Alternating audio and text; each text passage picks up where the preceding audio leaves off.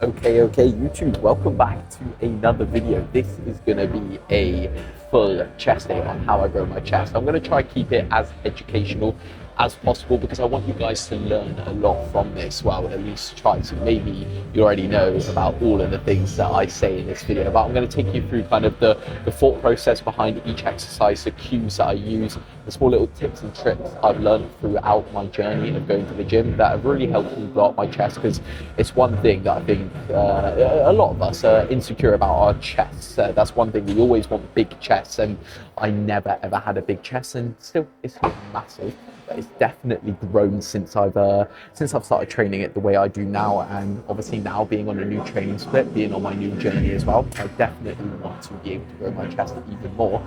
But then I will be training a bit of delts, which is a pretty weak area of mine as well, throughout this session, and a bit of triceps. So I'll take you through the whole thing, starting off with a ab movement. Now, my coach has it programmed in at the end of my session, but I like to do abs at the start, because nearer to the end of the session, I put in very little effort, which I'm sure all of us would do, because of the fact that we want to get home, get out of the gym. We're probably battered, at least if you train hard, right? So I put them at the start because I put in maximum effort, and it does not take away from the rest of my movements whatsoever. So without further ado, let's get into the first set of abs. I like to do cable punches and set it up like this. 3 sets. I just go to failure really, pick a random weight, and then we go. I like to place some sort of matting on the floor as well. Now, my thought process behind this is, one, any sort of handle that's similar to this, but make sure that your bum is locked in position and you allow your spine to curve in almost on the way up. And then when you're going back in, you want to essentially keep your hips locked in, and then only focus on bending your spine out, okay? So here it's bending in and then bending out whilst keeping my hips fully locked in position. Hopefully that makes sense, but it will be easier if you just look at what I'm doing. So let's get it.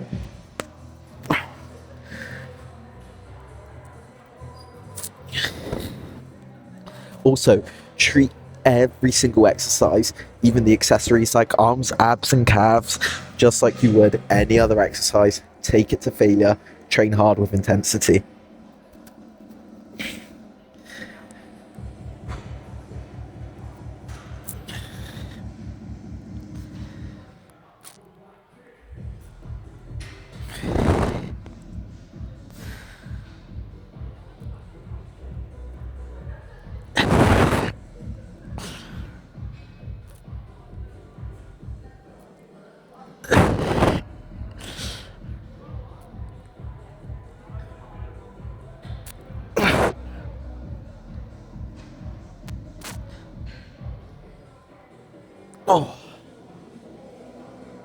Right, that is the first set done. I'll do another 2 sets and then we actually move on to the push session. Well, this is a part of it.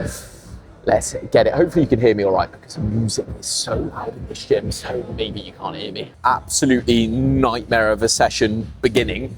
My AirPods have ran out of battery already, so that is not ideal.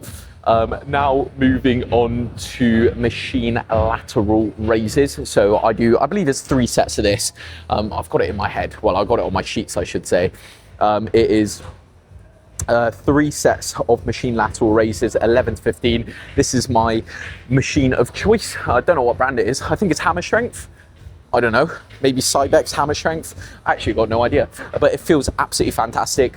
What I really focus on this is being explosive on the way up, and then micro pausing at the top for a slight second, and then really exaggerating the eccentric portion of the movement. So I'm creating as much stimulus throughout my delts as possible, keeping it within that high rep range, where nearer to the start, I won't create, too much fatigue, but nearer to the end of the rep range, it's very tiring and it works wonders. So let's get straight into this. You will see what I am doing.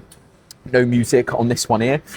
Generally, in terms of like seat placement and things like that, I don't focus on it too much. And if I get below the rep range or above the rep range, I don't really care. My philosophy on this all is generally just go to failure, right? Create as much stimulus as you can, and ensure you're getting progressive overstimulus and progressive overload. So 2 of them at the same time. If you guys cannot tell, I do not logbook whatsoever at the moment. So that's something that's a bit different. I just take everything as close to failure as possible. But here we go. So nice and tight, up to the top, and then slow and controlled on the way down. Let's get it. They're burning from last session.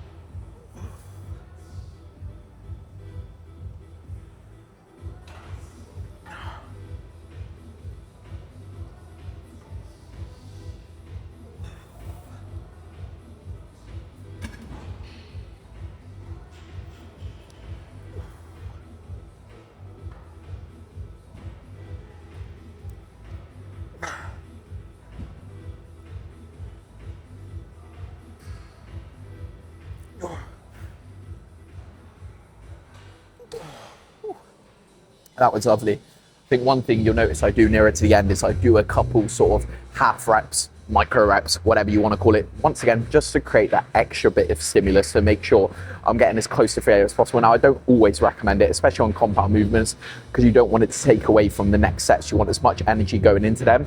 And if you're taking it to real failure, not that fake ego failure where you're dropping off all of your form, you'll be completely okay. Another thing you will notice is I don't grip the handle.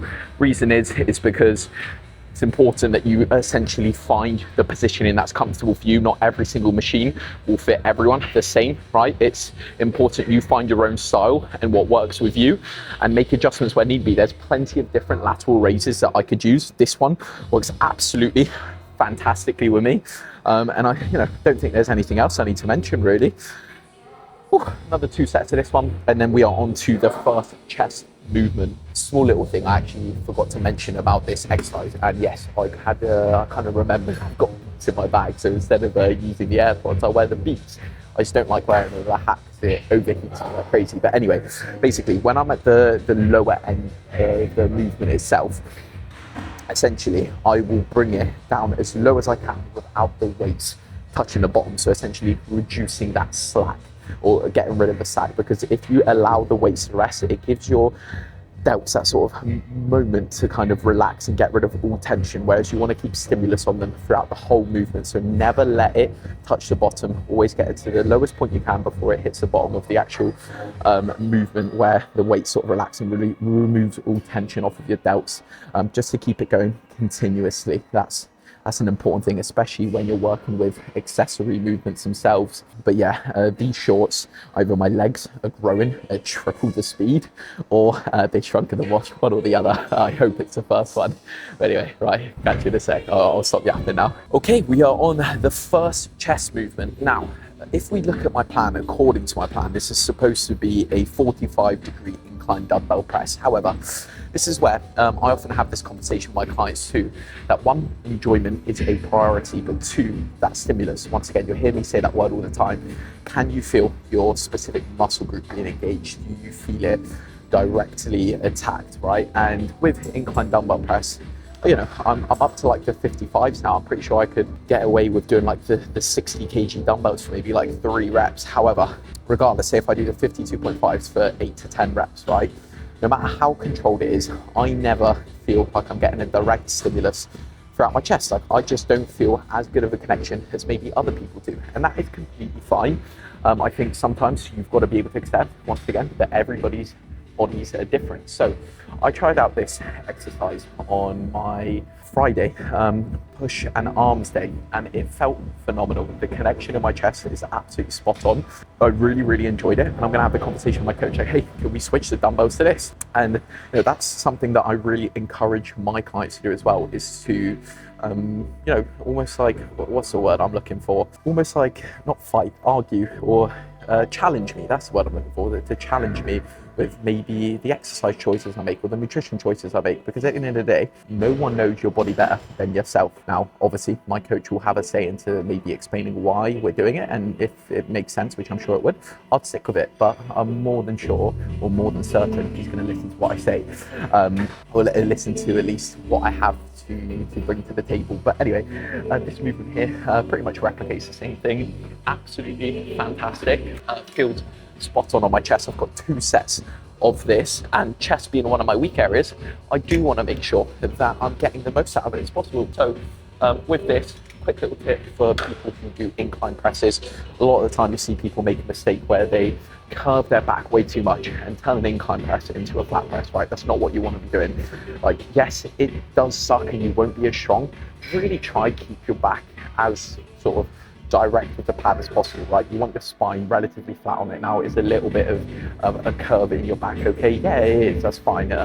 It gives you that extra bit of stability, but it's at the position it is because it is trying to be an incline press, right? Now, another thing is keeping your elbows tucked, okay? Don't let your elbows flare out, because then again, you will be using a lot more delt rather than chest. Think about it, if you're going up like this, right, moving up, you're getting a lot more delt. If you're keeping your elbows tucked in, you're squeezing your upper chest a lot more. Like, you can feel it, do it now, and you'll be able to feel your chest. So this will be my first set, a relatively like in between of a narrow and wide grip, just because I've got shorter arms and a narrower clavicle. So here we go, let's get this set done. I love this machine.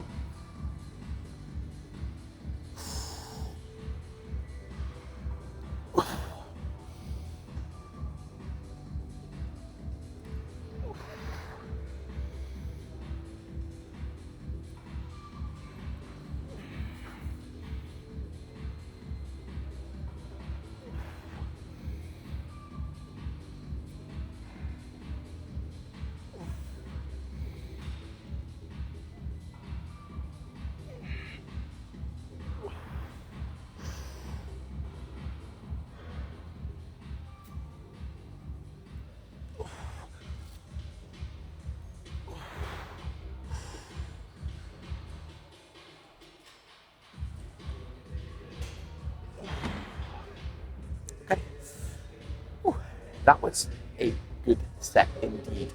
2 little things to take away from that. First off, you would have seen that I was doing micro pauses at the bottom of the movement, because that is when the chest is lengthened, right? When you're at the top squeezing, that's when it's shortened. When the chest is lengthened, creating a boatload of stimulus, there that word is again. And I like to micro pause it just to keep it in that lengthened position for that little bit longer, and making sure I'm having a fluid motion from being in the fully lengthened range, moving into the concentric part of the movement, where I'm getting into the shortened position. And the pump is absolutely insane.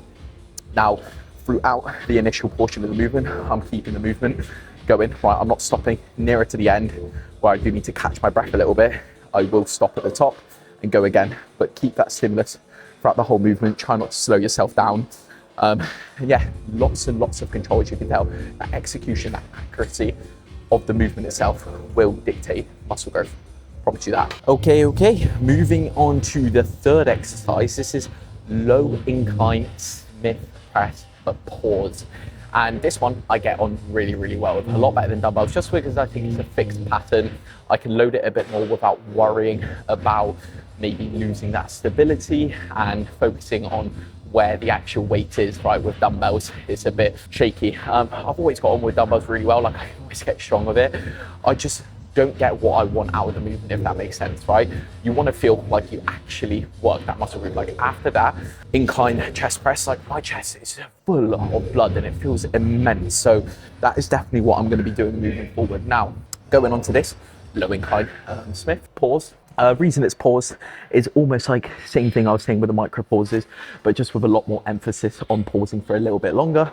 Reason is to once again create a lot more tension in the lengthened position. Now, make sure that you've got a grip that's wide enough where your triceps aren't taking over, but also not to the point where you're gripping so wide that you're using a lot more of your shoulder because you cannot tuck your elbows in. So it's a fine line in between for me. Once again, my arms are relatively short, even grip throughout.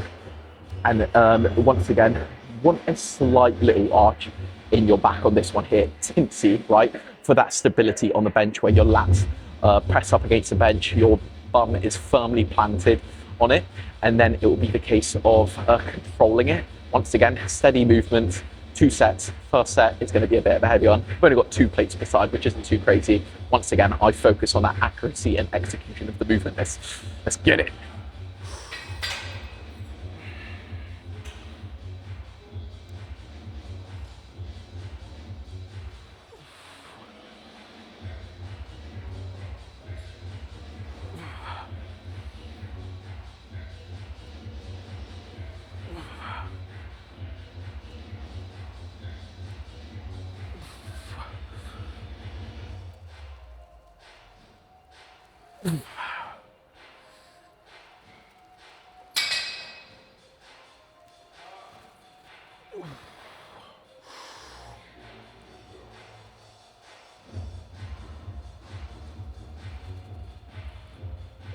We can get one more.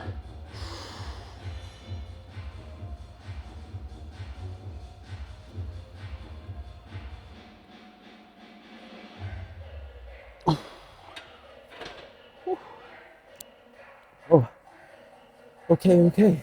That felt good. Now, another touching point I can touch on is filming your sets, okay?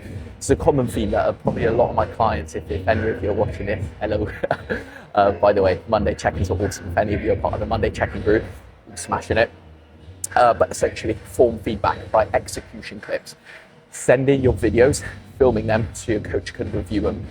Now, sometimes it might even be the case that your coach doesn't review them or doesn't need to, right? You don't need to, like for example, you don't send them to your coach every single time, which I don't, right? I like all my clients, if they can do, then they do. Yes, this will work for me, but I don't care about that. It's about the results that my clients get through the service I provide them, right? It isn't all about results, but if I can make sure their training is absolutely perfect, which in turn will create better results, right? The more you put in, the more you get out, the more I can give back. That's like a little thing I say.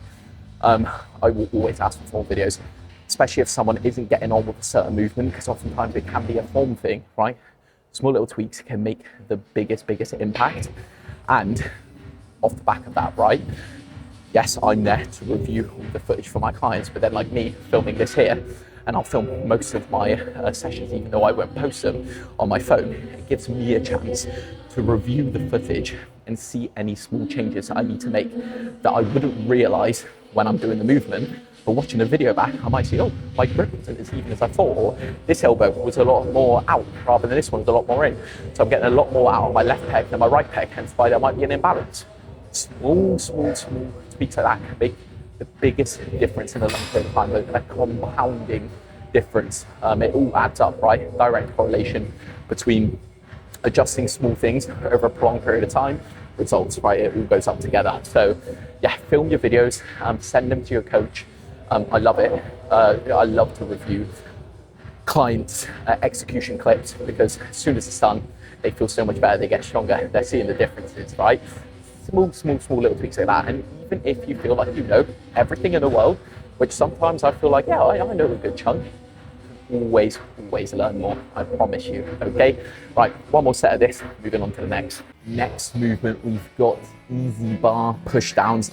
I've opted for this little piece of equipment, pretty much replicates the same thing, because I don't believe they have an easy bar anywhere up here, and quite frankly can't be bothered to go downstairs because I'm going to be using this cable set yet again. But 3 sets, roughly 11 to 15 straight sets.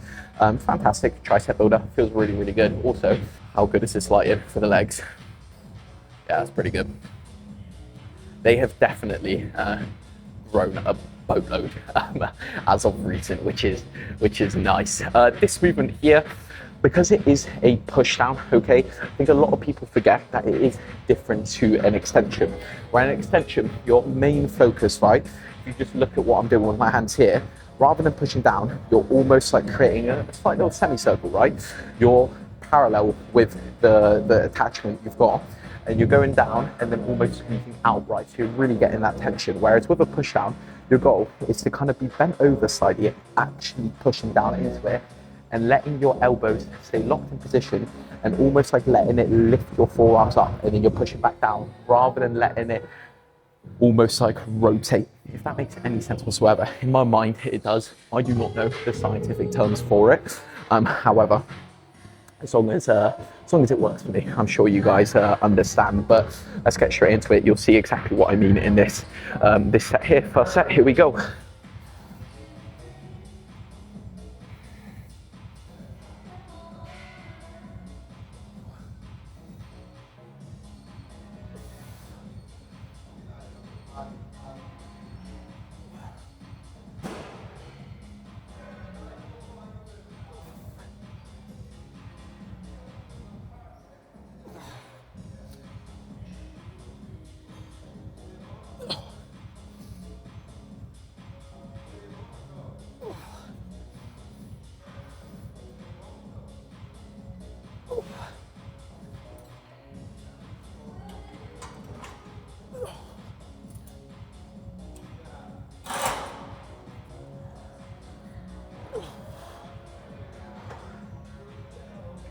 It's lovely. The pump is pumping, let me tell you that much.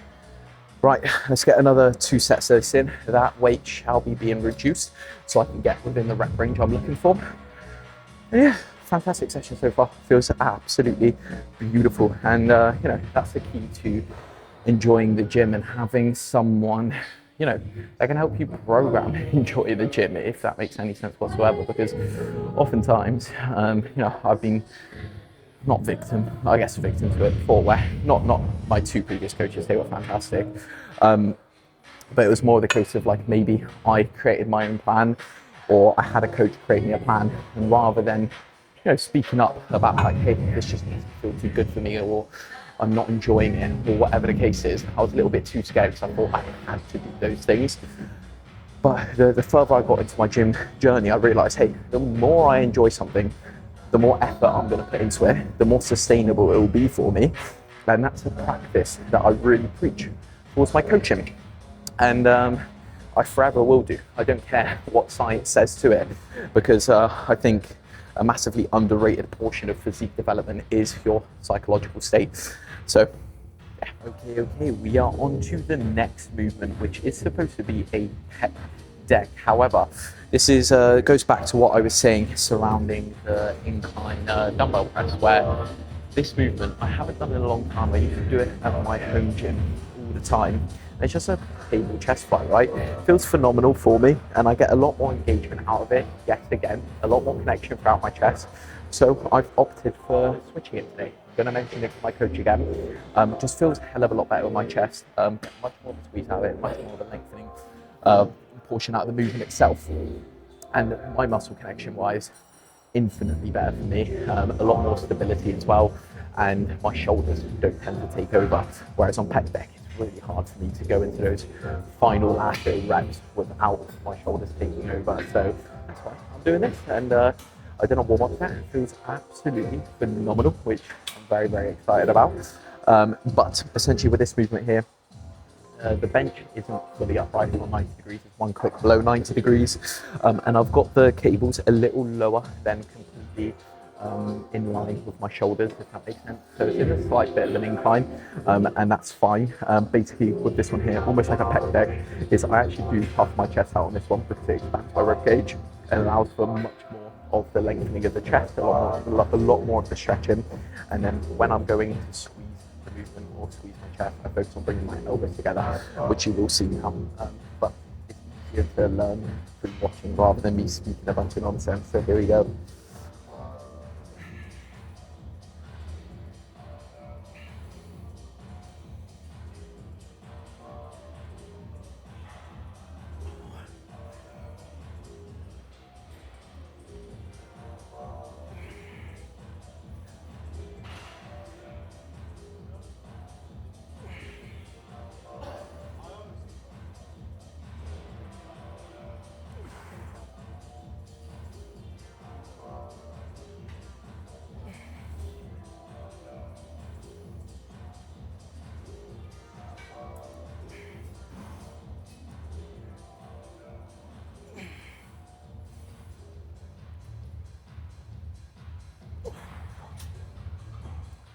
Definitely let my ego take over there and picked a much heavier weight than I needed to. So Next set, that will be being lowered a decent chunk just to get a bit of a higher rep range. I kind of want to be in between that, almost 11 to 15 rep range again. Feels fantastic for my chest. I get a lot more blood flowing in there. You can tell I was pausing a bit in the lengthened position again, just to get a bit more out of it. Yeah, 2 more sets of that. Definitely starting to feel a little bit run down. We've got 2 more exercises after this, then a bit of posing and then cardio to finish off. But let me know if you're enjoying this type of video. I know I've done them previously, but this is the first time doing it in my new gym since I've moved to Cardiff. Yeah, let me know. Hopefully you're learning a little bit as well. That's what matters most importantly. My ADHD took over again. I completely forgot to mention it's something I wanted to speak about is I have my own D handles and cuffs. Now, I know a lot of you probably do as well. That's a wrist strap, that's not a cuff. My 2 own cuffs and D handles. The reason is because a lot of people already have this, but some people don't really think of it. So I thought I'd share it. Is sometimes all the D handles and all the cuffs that are taken, and it's the most annoying thing with a movement like this when you have to use a metal one and it absolutely destroys your wrist. The second, if you're training somewhere different, and most gyms people just steal those bits of equipment. Having your own just gives you that bit of extra security. But funny enough, before I did this exercise, I realized I only had one in my bag. So I used them for single arm lateral lat pull downs on Saturday, and I left them at the gym. Luckily, they were sitting somewhere in a corner, the spare one that I lost. So luckily I found it, but the amount of times I leave them because I just leave them attached to the machine. I've got to lock it in my mind. But yeah, buy your own D handles, buy your own cuffs. They're only like £5 each maximum. These are Slim Panda. These are Slim Panda as well. Only bought it because the Panda looks cool, and they're actually really, really good quality. Next exercise, I've actually switched the order, so I am supposed to be doing another tricep exercise and then this. However, I don't want to risk the chance of these cables being taken before I go downstairs. And it's just a perfect setup. I literally don't need to change anything bar move the bench, but it is another lateral raise. It's supposed to be single arm cuff lateral raises. However, just decided to make a little switch. Single arm cuff lateral raises work great with me, and oftentimes I do a dual arm facing forward with the cuff going like this. But little switch today, I'll show you what I'm doing. Essentially, all lateral raises are relatively similar. This one feels fantastic for me. Don't know how to explain it, but you shall see. Let's get straight into it. It's quite funny to set up, so I don't recommend doing it. Lots of passing over handles.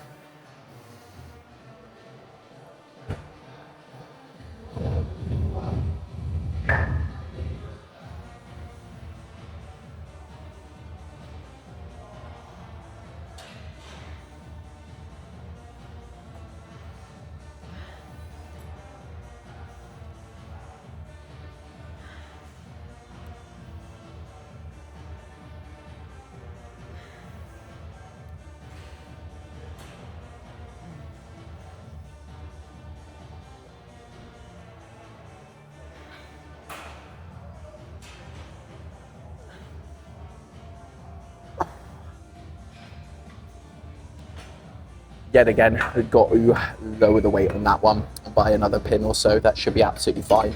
I'll just do a couple extra reps on the final 2 sets. I've got 3 sets of that.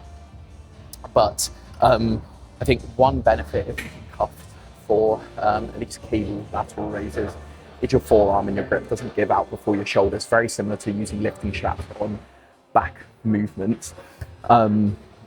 But this is supposed to be 2 sets of 11 to 15, 1 set of 15 to 20. So quite a lot of volume, which I'm not the biggest fan of, but you get a coach for a reason, and that is to listen to them. So that is what I'm doing. The first set wasn't necessarily within that rep range. It's because I'm doing it in a bit of a different way, really. But yeah, the blood flow and the pump I get through this variation is pretty wicked. So it's pretty self-explanatory with lateral raises.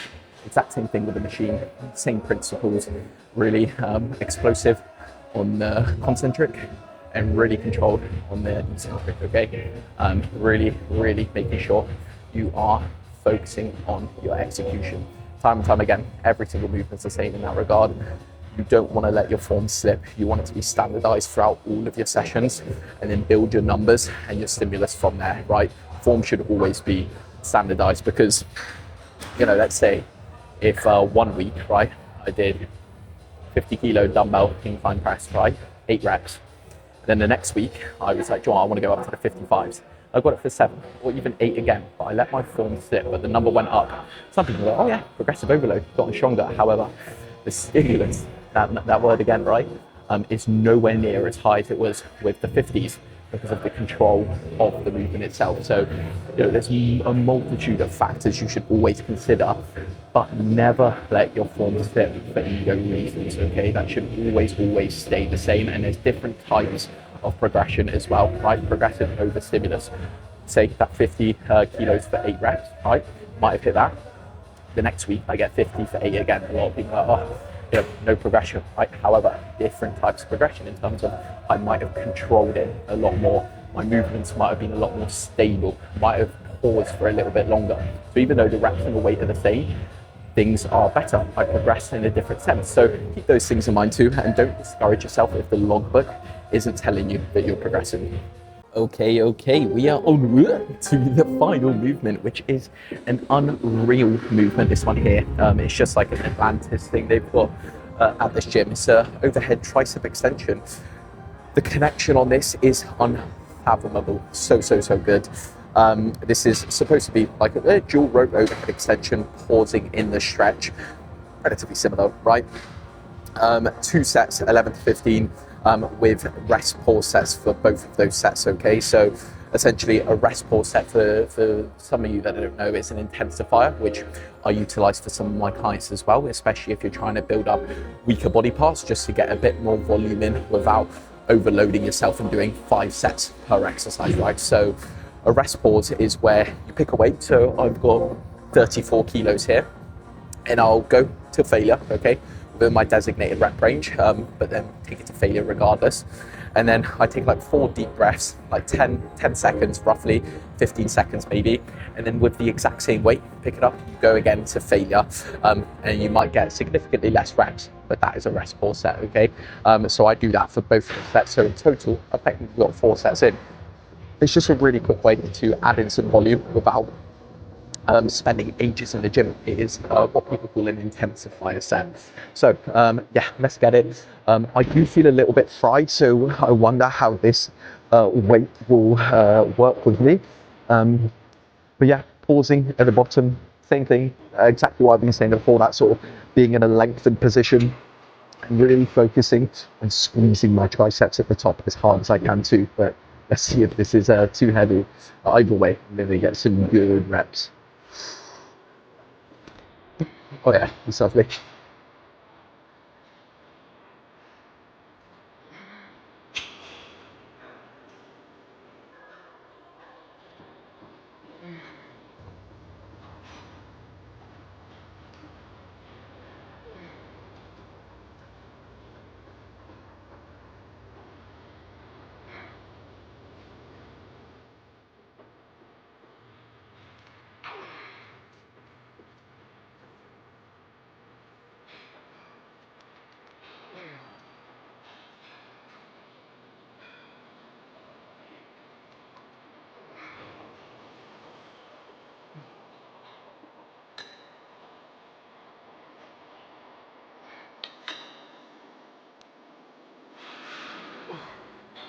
Okay, it's time for the rest pause. Right. That was pretty brutal. I picked a perfect weight, I think, 'cause if I picked one lower, would have got way too many reps. So do not expect to get the same amount of reps you did on the previous set, otherwise you did take it to failure.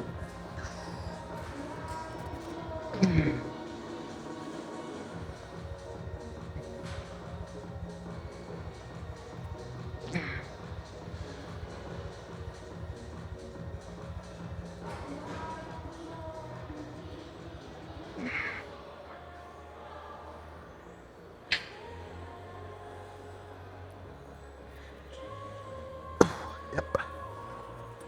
Oh. I would lie to you if I said that I enjoyed rest pause sets, because I definitely do not.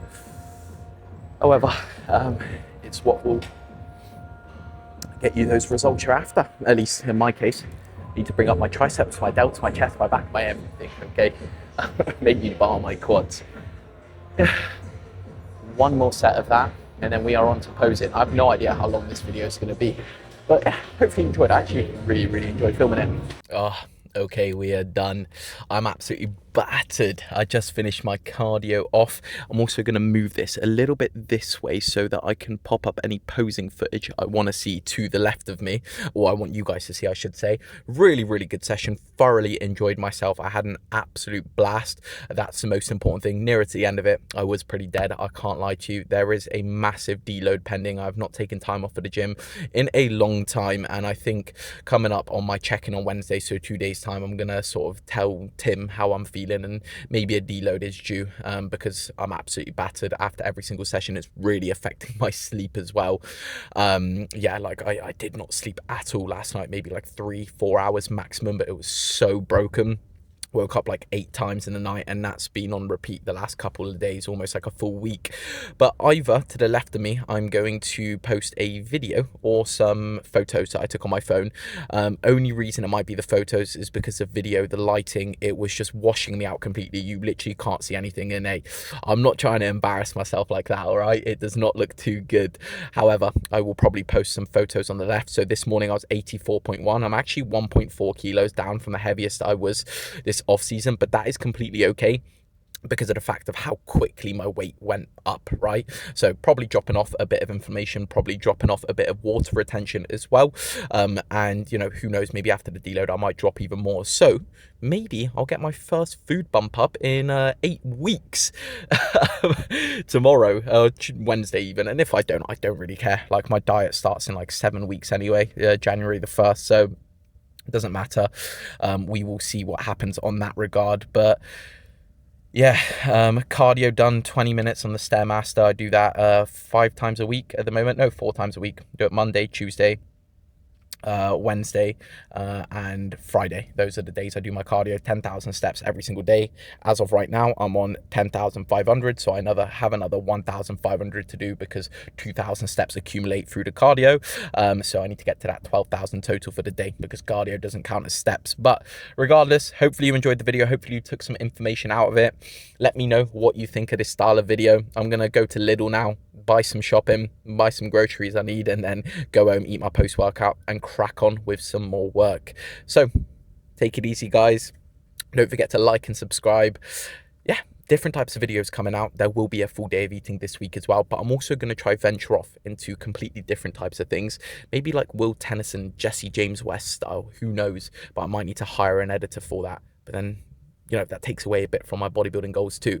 But at the same time, I've got to do what I love. Anyway, that's me ranting a little bit. See you later. Catch you soon. Thank you for watching, and let me know if you like this video.